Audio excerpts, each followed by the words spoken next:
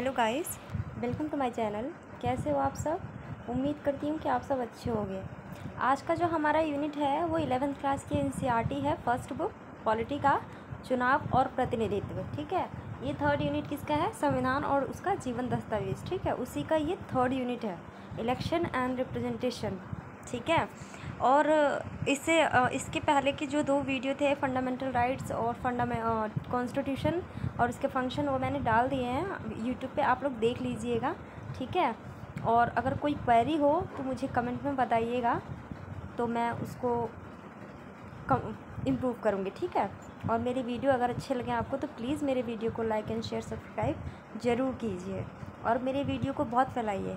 New channel है, इसीलिए आप लोगों की सपोर्ट की ज़रूरत है, तो प्लीज़ हेल्प। ओके, स्टार्ट करते हैं। तो सबसे पहले चुनाव और प्रतिनिधित्व किसे कहते हैं? ठीक है, तो सबसे पहले देखो कि चुनाव की आवश्यकता क्यों पड़ती है। ठीक है, हेडिंग क्या है हमारा? चुनाव की आवश्यकता क्यों पड़ती है, राइट। तो देखो, इसका किसी भी फैसले को लेने के लिए सभी नागरिक प्रत्यक्ष रूप से भाग नहीं ले सकते। तो मतलब कहने का मतलब ये है कि चुनाव की आवश्यकता क्यों होती है, क्योंकि आपको अच्छे से पता है कि 125 करोड़ की जनसंख्या है भारत की। तो वो ऐसा तो है नहीं कि एक साथ बैठ सकती है किसी डिसीज़न को लेने के लिए, किसी चीज़ को करने के लिए, चाहे भारत की हो चाहे पूरे देश की बात हो। ठीक है, अगर किसी भी चीज़ का अगर कोई फ़ैसला लेना है तो एक साथ वो प्रत्यक्ष रूप से भागीदारी नहीं कर सकते। ठीक है, और इसीलिए अपने प्रतिनिधियों यानी अपने कैंडिडेट का चुनाव करने के लिए क्या करना पड़ता है? प्रतिनिधियों को चुनने के लिए क्या करना पड़ता है? चुनाव करना पड़ता है। ठीक है, और यही चुनाव की आवश्यकता है। क्यों?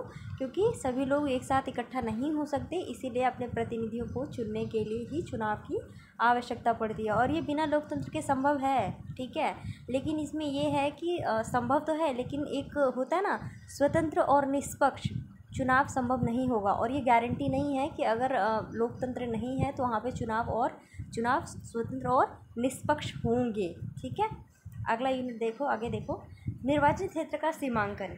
तो इसमें इम्पॉर्टेंट होते हैं जो मैं बता दूंगी आपको। ये नोट्स मेरे हैंड रिटन नोट्स हैं, तो आप लोग लिख लीजिएगा, आपके पेपर में बहुत काम आएगा। ठीक है, तो सबसे पहले देखो, निर्वाचन क्षेत्र का सीमांकन।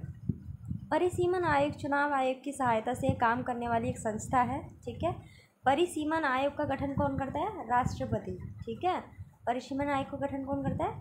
राष्ट्रपति। इसका मुख्य कार्य क्या है कि संपूर्ण क्षेत्र में, संपूर्ण राष्ट्र के क्षेत्रों में क्या करना है? सीमांकन करना है, एक लिमिट, एक दायरा क्रिएट करना है। ठीक है, और इसके मुख्य निर्वाचक आयुक्त की नियुक्ति कौन करता है? राष्ट्रपति किसकी सलाह पर करता है? मंत्रिपरिषद की सलाह पर करता है, राइट। अब देखो, अगला है, नोट करके है, पृथक निर्वाचक मंडल हम किसको कहते हैं?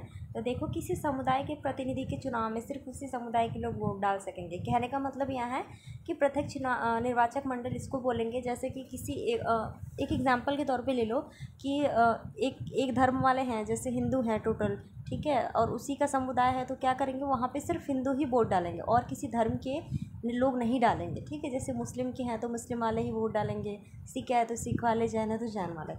ये नहीं है कि कोई और धर्म का कोई व्यक्ति वहाँ पे वोट डाल सकता है।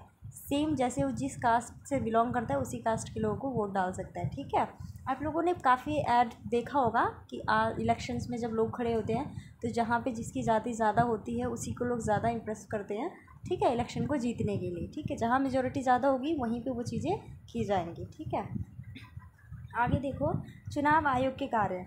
सबसे पहला क्या है? मतदाता सूची जारी करना। मतदाता सूची जारी करना मतलब कौन योग्य है, कौन योग्य नहीं है। ठीक है, दूसरा है चुनाव की तिथि घोषित करना। ठीक है, तीसरा क्या है? आचार संहिता लागू करना। आचार संहिता जो है ये आगे मैं बताऊंगी आगे क्या है, इसको मैंने एज अ डेफिनेशन डाल रखा है। ठीक है, और चुनाव आयोग के और का कार्य है स्वतंत्र और निष्पक्ष चुनाव करवा लेना, आवश्यकता पड़ना पर चुनाव स्थगित कर देना, राजनीतिक दलों को मान्यता देना, चुनाव चिन्ह वितरित करना, और क्या है? परिणामों की घोषणा करना। ठीक है, ये चुनाव आयोग के कार्य हैं। और हाँ, अब अगला जो हमारा टॉपिक होगा वो ये, चुनाव में अगर सुधार करना है तो हम क्या क्या चीज़ें कर सकते हैं, किन किन बातों पे ध्यान दे सकते हैं। ठीक है, तो आगे देखो, चुनाव सुधार करने में योग्य बिंदु, राइट। सबसे पहले क्या है? चुनावी खर्च की सीमा निर्धारित करना। आप लोगों को अच्छे से पता है कि इलेक्शन जब आते हैं तो बहुत सारी रैलियां निकाली जाती है, पैम्पलेट्स बंटवाए जाते हैं, प्लस लोगों को लालच दिया जाता है, चाहे शराब का ले लो, चाहे पैसों का ले लो, चाहे किसी भी चीज़ का ले लो। ठीक है, तो ये बहुत खर्चा हो जाता है, बहुत खर्चीली प्रक्रिया हो जाती है चुनाव प्रणाली की। ठीक है, इसको, इसकी जो लिमिटेशन है उसको बना के रखना, एक बाउंड्री के अंदर उस चीज़ को करना, ठीक है। अगला देखो, अपराधियों को चुनाव लड़ने में अयोग्य घोषित करना। अपराधियों को मतलब जिसकी छवि खराब है, किसी मतलब कार्य में वो लिप्त है, गलत कार्य में लिप्त हैं, या उनके ऊपर कोई FIR हुआ है, तो वो लोग क्या है, इलेक्शन में भाग नहीं ले सकते, ठीक है। चुनाव प्रचार में धर्म और जाति को आधार न बनाना। कहने का मतलब यहाँ ये नहीं है कि आप इलेक्शन करने जा रहे हो और प्रचार रैलियाँ कर रहे हो तो आप किसी धर्म, जो मेजोरिटी देख रहे हो धर्म और भाषा की, उसको ज़्यादा प्रमोट कर रहे हो, ठीक है।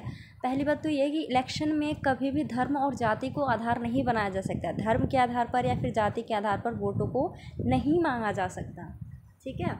आगे देखो, महिलाओं की भागीदारी सुनिश्चित करना। महिलाओं की भागीदारी सुनिश्चित करने का मतलब क्या है, मैं एक आइडिया देती हूँ। आप लोग, मूवी है पंचायत, ठीक है, 4.5 घंटा की मूवी, आप लोग वो देखना।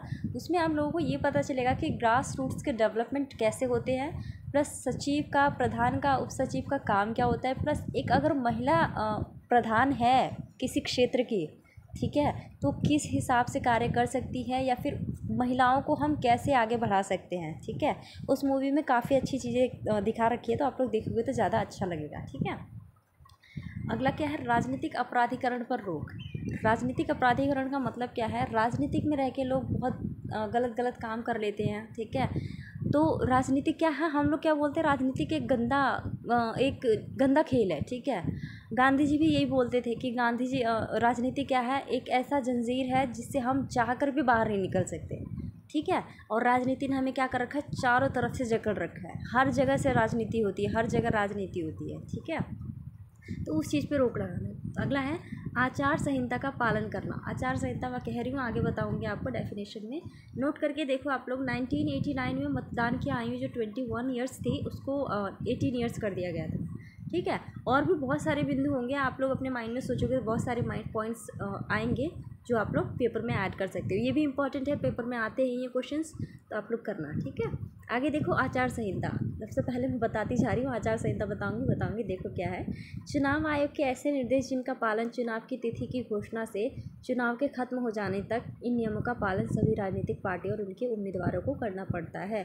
और अगर उम्मीदवार इन नियमों का पालन नहीं करते तो चुनाव आयोग उन पर कार्रवाई करके उनको चुनाव लड़ने से रोक सकती है। आचार संहिता का मतलब क्या है कि जिस दिन ये लागू, एक होता है ना कि मतलब देखते हो आप लोग कि जब इलेक्शंस आते हैं तो जो भी इलेक्शंस में कैंडिडेट्स उम्मीदवार खड़े होते हैं वो क्या करते हैं, जगह जगह जाके भाषण देते हैं, प्लस लोगों को लालच देते हैं कि हम आपके लिए ये पॉलिसी लाएंगे, आपके लिए ये सारे नियम बनाएंगे। तो ये क्या होता है कि ये आप तब तक ही बोल सकते हो जब तक कि आचार संहिता लागू नहीं हो रही है। आचार संहिता लागू होने के बाद आपको किसी भी रैली में पहली बात तो ये बोलने का अधिकार नहीं है कि हम आपके लिए ये पॉलिसी लेके आएंगे, आपके लिए ये नियम बनाएंगे, आपके लिए स्कीम बनाएंगे। ये सब कुछ भी ऐसा कोई लालच देने का काम नहीं है, ठीक है। प्लस जब तक इलेक्शन ख़त्म नहीं होता तब तक आपको इसके नियमों का पालन करना है, ठीक है। और इसके नियम क्या है, ये सब लालच वालच इन सब चीज़ को ना देना, रैलियाँ इन सब में धर्म जाति का आधार ना बनाना, ठीक है। ये इसका आचार संहिता है, ठीक है। अगला जो हमारा ये यूनिट है, प्रत्यक्ष और अप्रत्यक्ष चुनाव, ठीक है। तो गाइस देखो, प्रत्यक्ष और अप्रत्यक्ष चुनाव में क्या होता है कि जो प्रत्यक्ष चुनाव तो है इसमें तो पहली बात तो इसमें जनता सीधे भाग लेती है। फॉर एग्जांपल आप PM के इलेक्शन को देख सकते हो, ठीक है।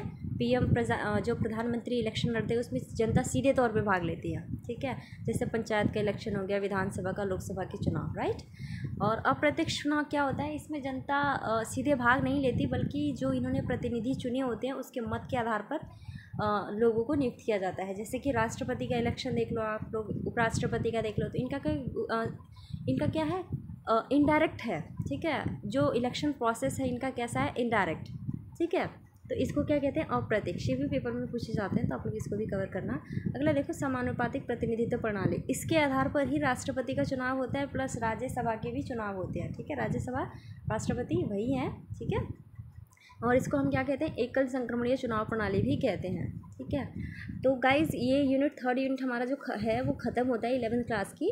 अगला यूनिट मैं 2 दिन बाद डालूंगी, ठीक है। 4th यूनिट हमारा होगा और सेकंड बुक भी मैं स्टार्ट करूँगी। और एक बात और मैं ये भी कह रही हूँ कि जो इग्नू के स्टूडेंट्स हैं, और इग्नू के स्टूडेंट्स ही नहीं बल्कि हर स्टूडेंट्स है जिसको वेस्टर्न थिंकर्स पढ़ना है, ठीक है, तो वेस्टर्न थिंकर्स के वीडियोज़ भी मैं अब लाऊँगी, तो आप लोग वो भी देखिएगा। स्टार्टिंग हमारा प्लेटो से होगा, ठीक है। और ऐसा है कि ये भी है कि जो वीडियो होगी वो डिवाइड करके डालूंगी, क्योंकि एक थिंकर्स के, आप वेस्टर्न थिंकर्स में किसी प्लेटो को उठा रहे तो उसकी थ्योरी ऑफ जस्टिस है, एजुकेशंस के ऊपर है, कम्युनिज्म पे है, ठीक है। तो अलग अलग इसका वीडियो बनाऊंगी मैं, ये नहीं है कि एक ही साथ में बना के डालूंगी, क्योंकि इससे बहुत बड़ा हो जाएगा और आप लोगों को वीडियो बोरिंग लगेगा। उस तरह से 15 मिनट का होता है तो आप लोग देख लोगे तो बहुत ज़्यादा इजी हो जाएगा आपको, ठीक है गाइज़। हाँ, बस इतना ही। और आपको मेरे वीडियो अच्छे लगे तो प्लीज़ मेरे वीडियो को लाइक, शेयर एंड सब्सक्राइब ज़रूर कीजिएगा और मेरे वीडियो को शेयर करिएगा।